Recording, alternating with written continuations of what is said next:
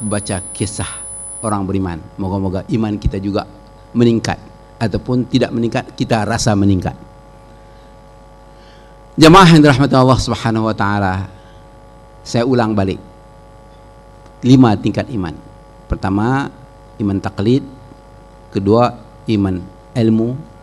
Ketiga, iman ayan. Keempat, iman hak. Dan kelima, iman haqiqah. Ada orang bertanya, apa tanda seorang itu dah dapat iman? Tanda seorang yang dah dapat iman mudah saja, yaitu ingat 2 perkara, lupa 2 perkara. Yang diingat ialah dosa yang telah dilakukan. Jadi orang beriman itu sangat kuat mengingat dosanya sendiri. Ada satu kata-kata yang sangat berharga daripada Umar bin Khattab. Dia berkata, kalau ada orang yang paling akhir keluar daripada neraka, itulah aku.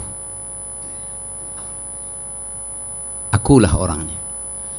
Dia yang Nabi kata, lau kana nabiyyan ba'di lakana Umar. Kalau ada nabi lepasku, Umar lah jadi nabi. Tapi dah tak ada nabi, tak ada lagi.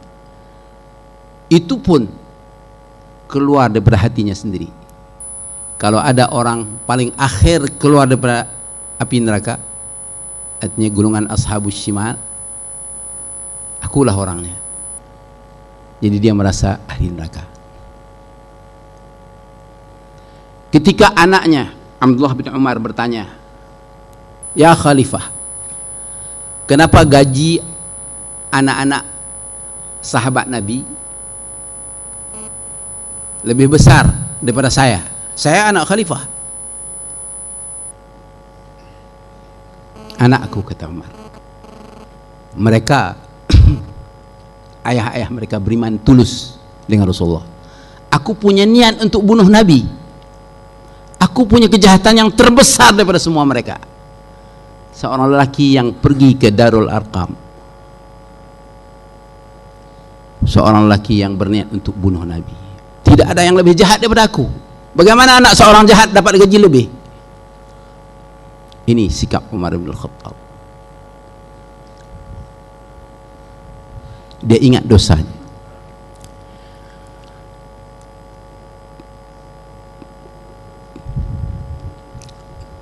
Ketiga, orang puji Umar setelah takluki Rom, Farsi dan Mesir. Orang sanjung dia. Dia berkata, kamu ni salah. Ada lagi orang yang lebih baik daripada aku. Siapa tanya mereka? Abu Bakar As-Siddiq. Sebelum dia wafat, dia pesan kepada Aisyah, jual tanahnya di Sunuh untuk bayar gaji yang diberi oleh Baitul Mal kepadanya selama 2 tahun sebelum dia wafat. Artinya dia tak pernah terima gaji daripada jawatan khalifah yang dia pegang. Tapi Umar masih makan gaji. Umar jauh di bawah Abu Bakar, kata Sayyidina Umar. Jauh di bawah. Seorang yang bekerja betul-betul dengan Allah Subhanahu wa taala. Tapi Umar masih dapat gaji bulanan. Umar jauh ke belakang. Umar sentiasa mengingat akan kesalahan. Dan kemudian tanda orang beriman ialah ingat nikmat. Nikmat yang dari Allah atau kebaikan daripada manusia. Sekecil manapun kebaikan yang dilakukan oleh orang kepadanya, dia akan ingat. Apalagi nikmat daripada Allah Subhanahu wa taala.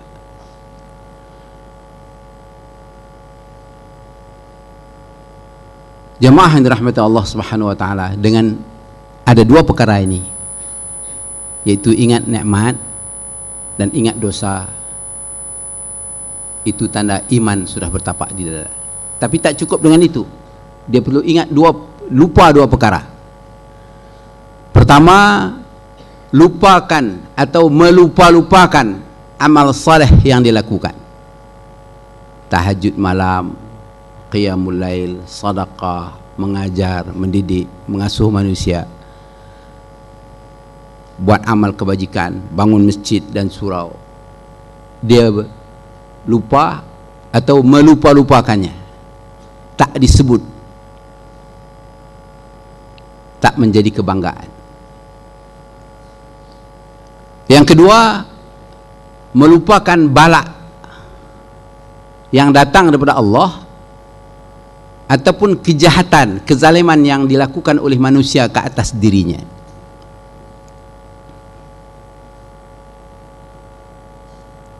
Saudara, 3 hari yang lalu saya ke kantor ke pejabat Anwar Ibrahim. Anwar Ibrahim ni sahabat iktikaf saya dulu.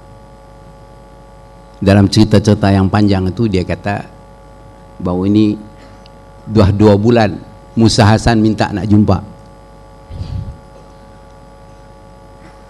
Setelah 2 bulan akhirnya dia buka pintu, Musa Hasan datang. Musa Hasan kata, tilam yang kami angkat tu kami dipaksa untuk buat begitu. Saya minta maaf lah. Dengan sikit ketawa kecil, Anwar berkata, ya Allah minta maaf, kita maafkanlah.